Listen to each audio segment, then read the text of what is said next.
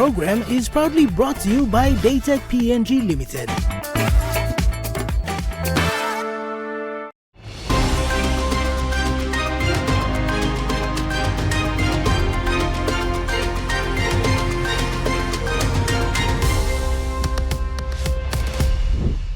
In this session of InFocus, we feature discussions with the Port Moresby Chamber of Commerce and Industry President, Mr. Rio Fioko.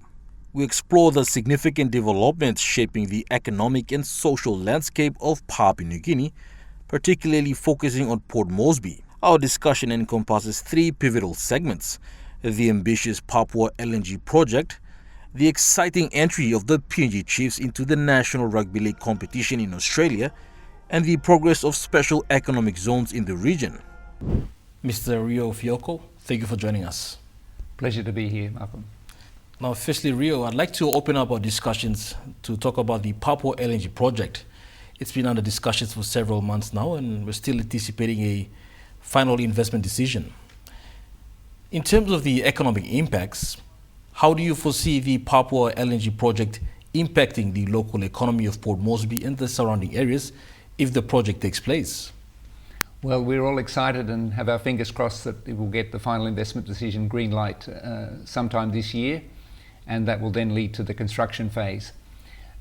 If it's anything like the last project, which we expect it will be, we would see something like 10,000 workers come in for that project.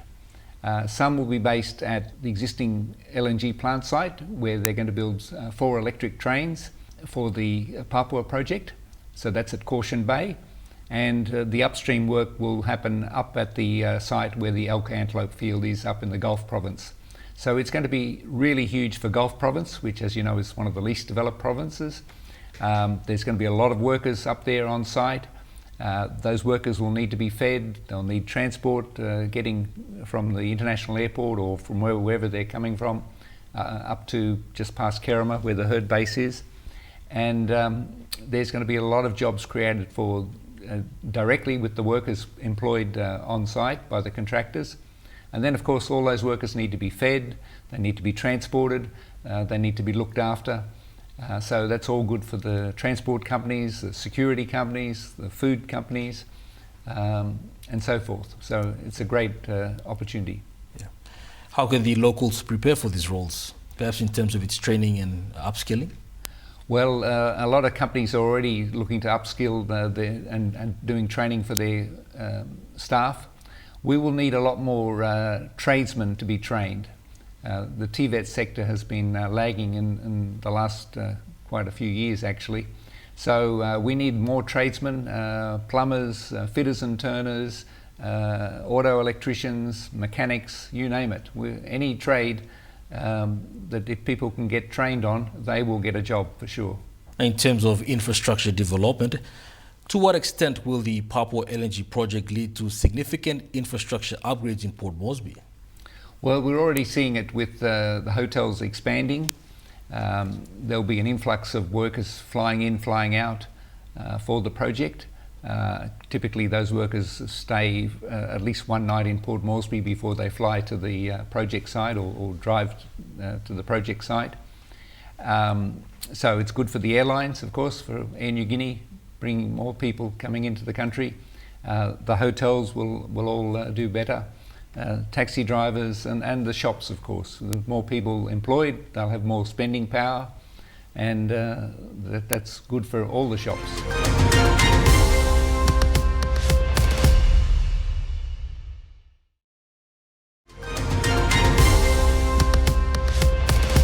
Now, Rio, moving on to another recent development is the development of special economic zones, which is currently taking up its shape in Port Moresby recently. Another notable project would be the Paga Hill development. Can you elaborate on the specific developments taking place at the Paga Hill SEZ and its expected impact on local businesses? Right, well, just a few weeks ago was the announcement of the completion of the first tower. I think that's 21 stories, and that's a residential apartment tower. It's been fully sold out, and the new owners are moving into that tower right now. There's a groundbreaking also happened for the second tower right next to the existing tower. There'll be another 21-story tower built. That's also going to be another residential tower, and I'm told that it's pre-sold at least 50% of the apartments already. And then there'll be a third tower built by the same developer right next door again, another 21-storey identical tower, but that will be earmarked for offices. So those two additional towers are going to happen sequentially. So as I said, the construction of the next second tower is starting right now. That will probably take 18 months to 2 years to complete, and then the next tower will be the office tower. On top of that, on top of Parker Hill, there's plans for a Radisson hotel, and that's going to be quite a large hotel, a lot of apartments. It's specifically designed for the tourism sector, and there's other hotels also planned for on the Parker Hill reclaimed land site. And of course the casino is just about completed. It's a satellite casino, and that should be opening fairly soon as well. Another relevant project is the CPARK initiative. What opportunities does the CPARK SEZ offer for entrepreneurs and investors, and how can they get involved? CPARK is mainly a residential development, and there are 2 towers being constructed right now as we speak. And they're also approximately 20-storey towers.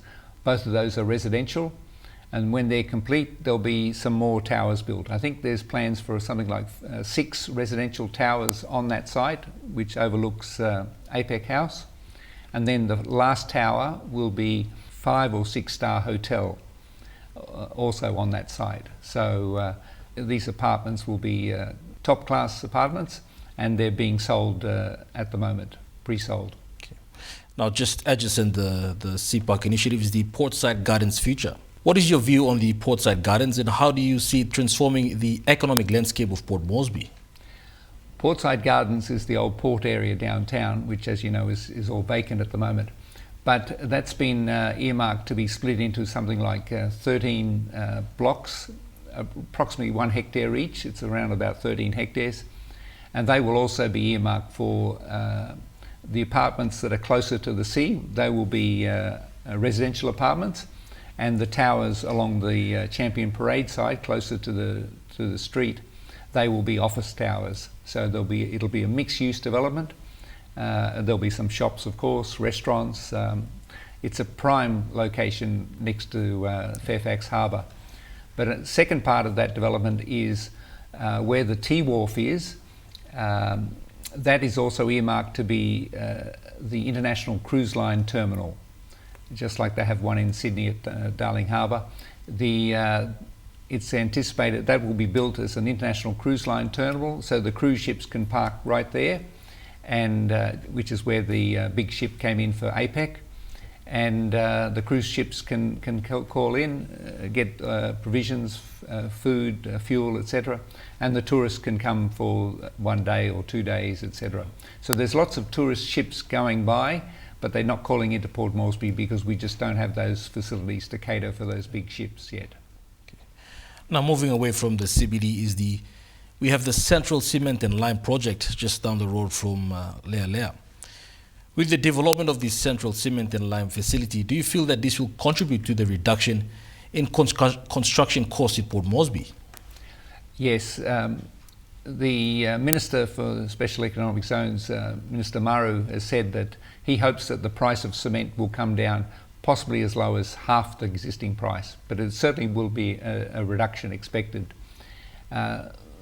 Construction using cement is a key component in any construction, so if those building costs can come down, the cost of your input, your cement, then that makes it so much more attractive for construction. So yes, it will have a big impact down the track. Okay. Now, looking at the broader perspective, what would you say are some of the major challenges facing the establishment of SEZs, and how do you believe they can be overcome? Well, the existing ones that have been announced, they all have existing land titles, but the challenge is in the rural areas is to get state leasehold land that's large enough for the development that is proposed. So land is properly titled land, state leasehold land is a challenge, And then of course you have the services, i.e. you need power and you need water and roads so that you can build whatever it is, the factory or whatever the economic activity is going to be. So infrastructure is the key, and that is also quite expensive. Now, Rio, we've just seen the new minimum wage rate come into play. How has the private sector responded so far to it? Look, it's been positive. It's good for the workers, of course, particularly those at the lower end. So your security guards, the people who operate at the checkouts at the supermarkets, the packers, and so forth. They've had their rate increase from 3 kina 50 to 5 kina an hour, so they've now got a living wage. But for a lot of our members who employ skilled tradesmen, professionals and what have you, it hasn't really affected them because they're getting paid a lot more than the minimum wage anyway because of their skills. Now, a teething challenge that's confronted the private sector over the years is the shortage of foreign exchange. What is your view on it so far? Has it improved? Fortunately, for the last 12 months, the FX situation has improved dramatically. A combination of factors. One is the high gold price that's happened in the last 12 months. Second one was the high cocoa price. And the third one is the increase in the coffee price. So those increase in those 3B exports that Papua New Guinea has led to an increase of dollars coming back into the market. And now the market is fairly balanced in terms of anyone wanting to get US dollars or Japanese yen or RMB. They're now readily available with the banks. So the situation has improved. So it's back to business as usual, which is great for business.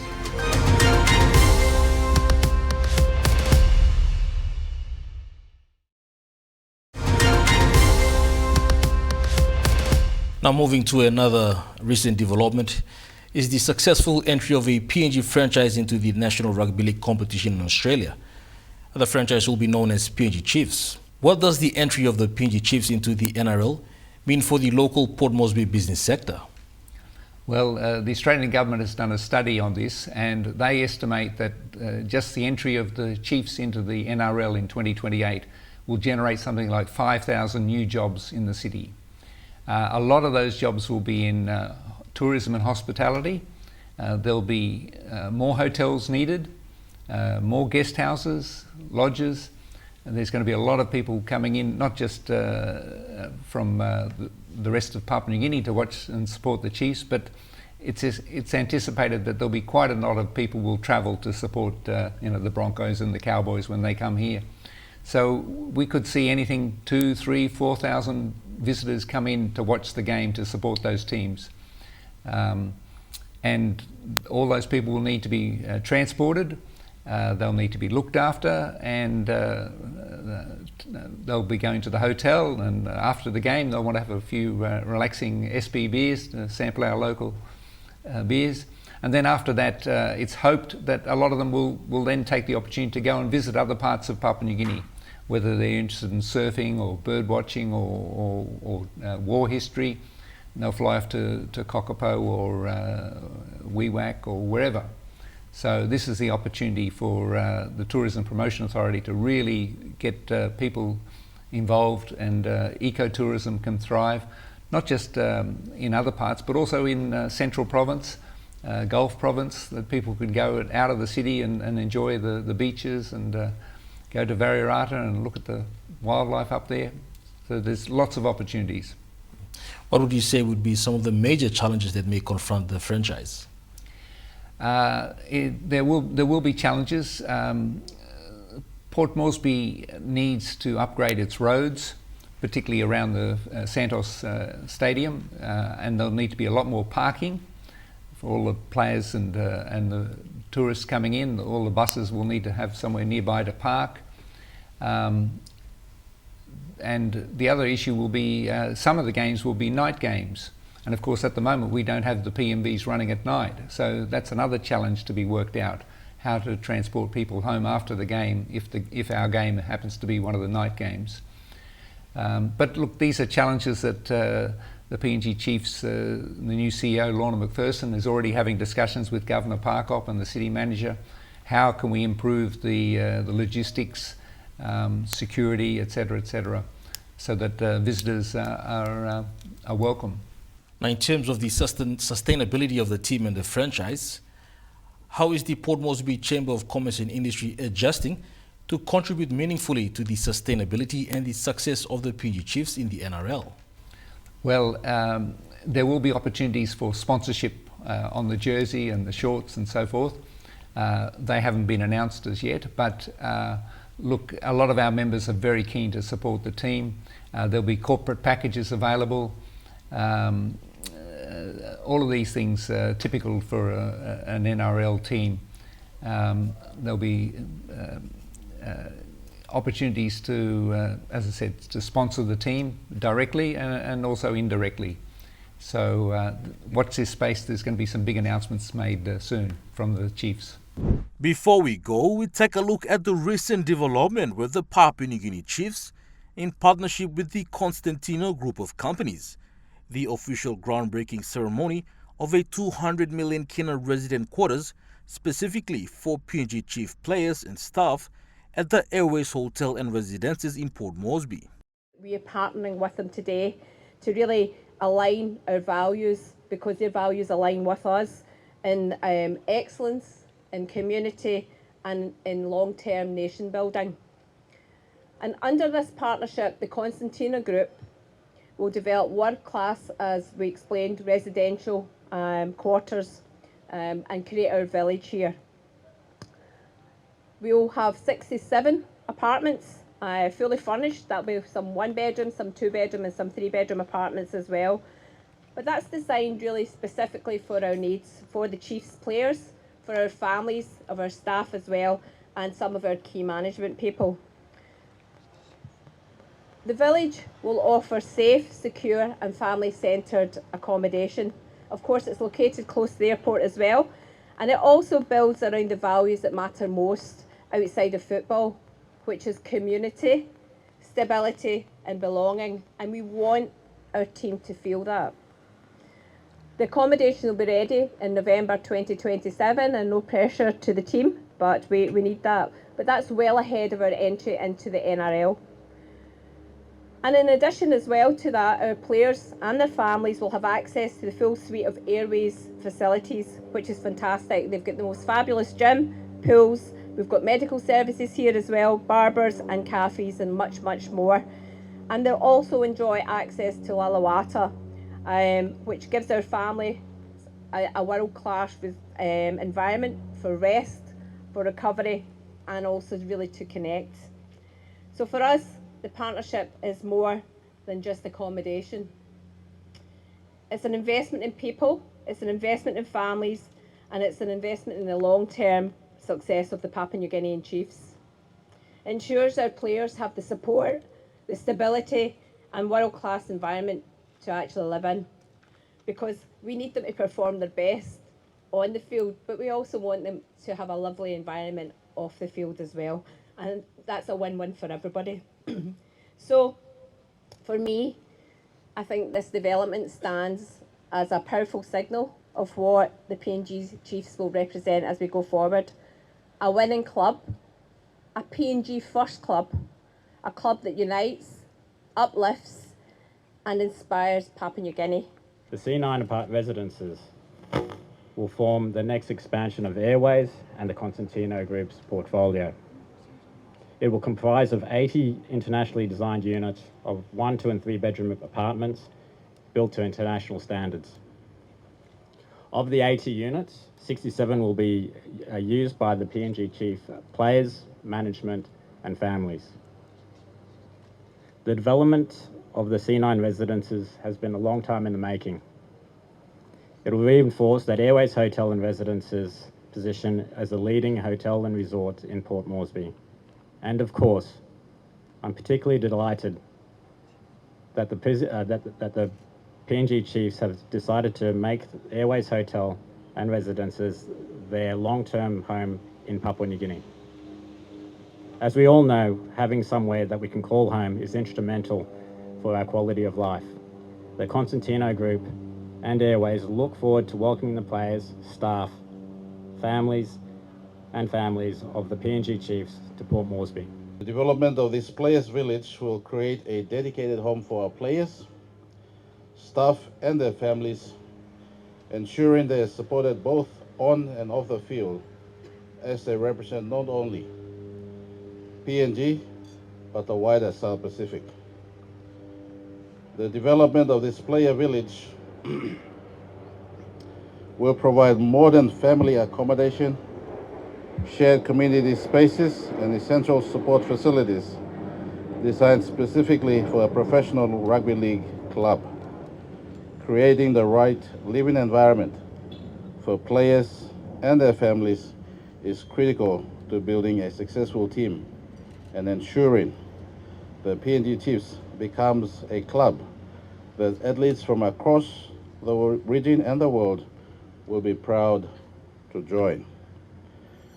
This project also forms part of the broader preparations underway to ensure Port Moresby is ready to welcome the PNG Chiefs and the many supporters, visitors, and international attention that will come with our entry into the National Rugby League. Important work is already being undertaken across the city, of course by Honorable Powers Pakop, Governor for NTD, and Honorable Justin Tachenko, Minister for Foreign Affairs, alongside many other partners, helping prepare our capital city for this historic opportunity. And today's groundbreaking represents only the beginning. In the months ahead, we will see further investments in facilities, infrastructure, and programs that will support the PNG Chiefs and ensure Papua New Guinea is ready to successfully enter the National Rugby League in 2028. Mr. Rio Fioko, thank you for joining us. Pleasure to be here, Malcolm. Well, viewers, that ends this episode of In Focus. Do join us again next week, Monday, on our regular time slot of 7 p.m. Till then, good night.